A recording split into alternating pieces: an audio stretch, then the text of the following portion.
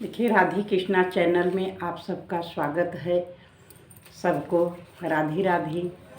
दोस्तों, आज बात करते हैं कि अक्षय तृतीया कब और उसका क्या महत्व है। तो अक्षय तृतीया बैसाख मास के शुक्ल पक्ष में तीसरे दिन जो तीज पड़ता है उसी को अक्षय तृतीया कहा जाता है। अक्षय तृतीया अपने आप में ही बहुत शुभ मुहूर्त है। उस दिन किया हुआ कोई भी शुभ काम कभी समाप्त नहीं होता है। अक्षय मतलब जिसका कोई नाश ही न हो। तो उस दिन अगर दान पुण्य अपने सामर्थ्य के अनुसार किया जाता है तो उसका कभी समापन नहीं होता, उसकी कभी नाश नहीं होती, वो दिनों दिन बढ़ता है। अक्षय तृतीया के दिन ही परशुराम जी का जन्मोत्सव मनाया जाता है। उसी दिन उनका जन्म हुआ था। अक्षय तृतीया के दिन ही गंगा माँ धरती पर अवतीर्ण हुई थी। अक्षय तृतीया के दिन ही बांके बिहारी जी के चरणों का भी दर्शन होता है। साल में एक बार उनका दर्शन होता है, वो भी अक्षय तृतीया के दिन। तो अक्षय तृतीया ऐसा महान दिन है, इतना शुभ दिन है कि उस दिन अगर कोई भी कर्म करते हैं तो उसका कभी समाप्ति नहीं होती है।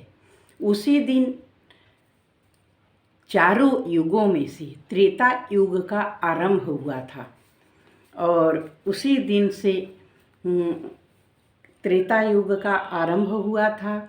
और अक्षय तृतीया के दिन अगर गंगा स्नान किया जाता है तो उसका अधिक से अधिक पुण्य फल की प्राप्ति होती है।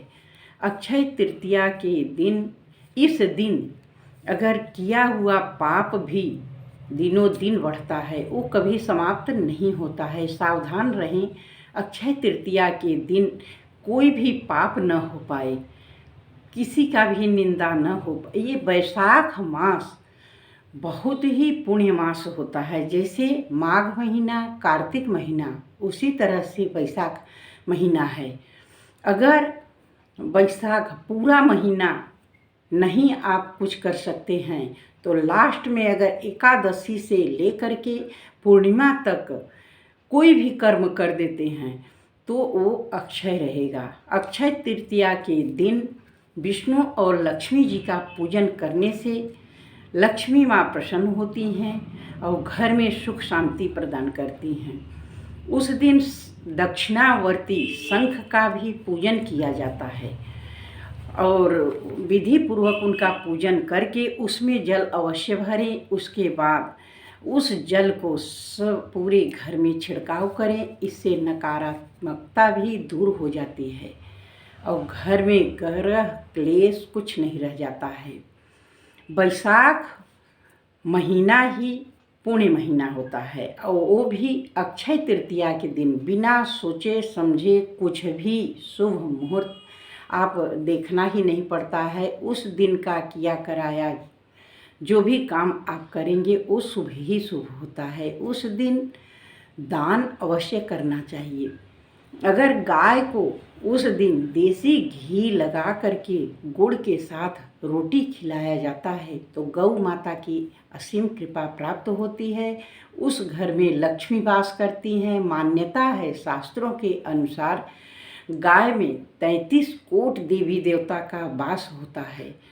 तो गाय को तो रोज ही पहला रोटी गाय का ही निकाला जाना चाहिए।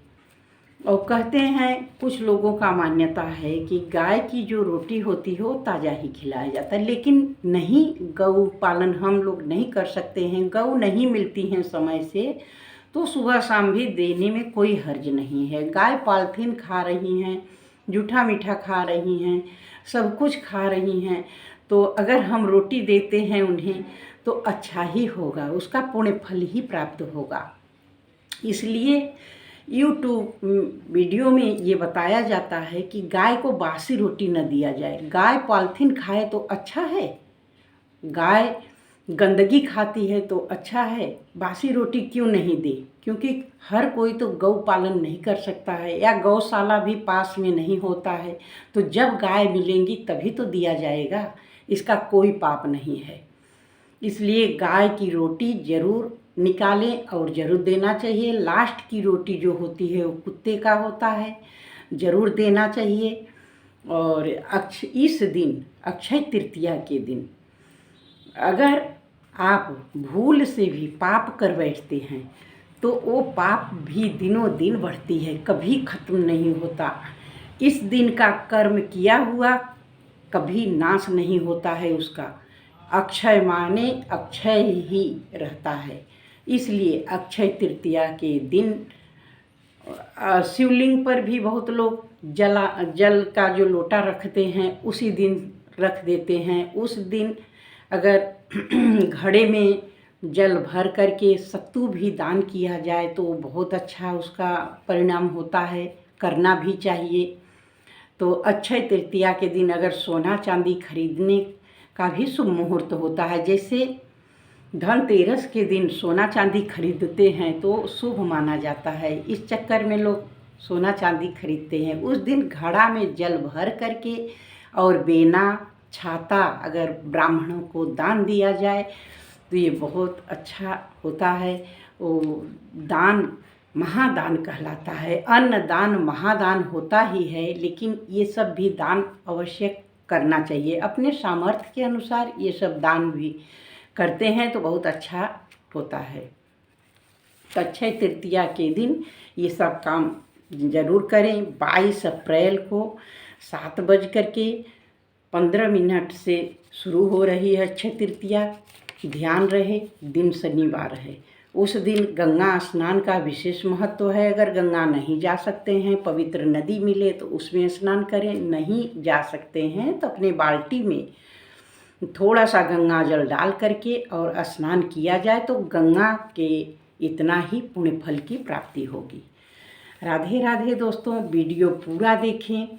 अगर थोड़ा सा देख करके बंद कर देते हैं तो सारी बातें नहीं समझ में आती है, तो इसलिए वीडियो को पूरा देखें और समझें और फिर इसको लाइक और शेयर अवश्य करें। नए हो तो सब्सक्राइब करना ना भूलें।